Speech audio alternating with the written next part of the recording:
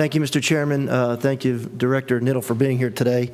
I just want to say thank you for the information you provide to the members. I mean, this information with all this historical data and comparative data with the other commonwealths and states surrounding, I think, Pennsylvania is very, very useful to many of us. You know, we've heard a lot about this year about Pennsylvania as far as the overall job creation in the state, and I've heard some percentages, and I can't find where it is. I didn't get my book, and I can't find it, but we know that the governor's talked about the job creation being a major issue in Pennsylvania and how poor our job creation is.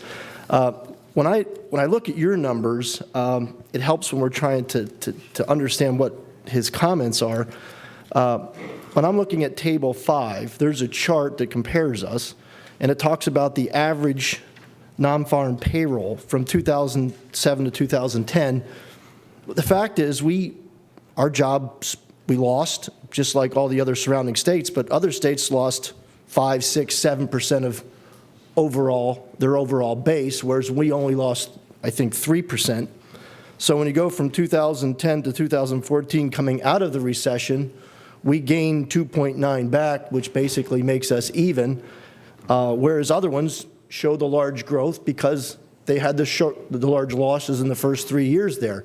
And adding to that, if you look in the middle of the page, you talk about the nominal wages paid, and Pennsylvania ranks as one of the highest as far as the total wages paid to those employees. So, you know, I'm a little confused as far as how we come up with this number as being, you know, the last in the nation as job creation, when in fact, percentage-wise, maybe, but the fact is we've maintained a great steady job base over the long time, even through the recession, and our wages have maintained some of the highest levels as compared to surrounding states.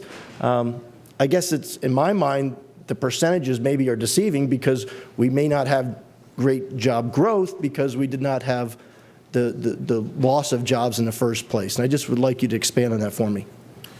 Sure. As you note, it all depends on the time frame that one is looking at. It's very important to these types of analyses.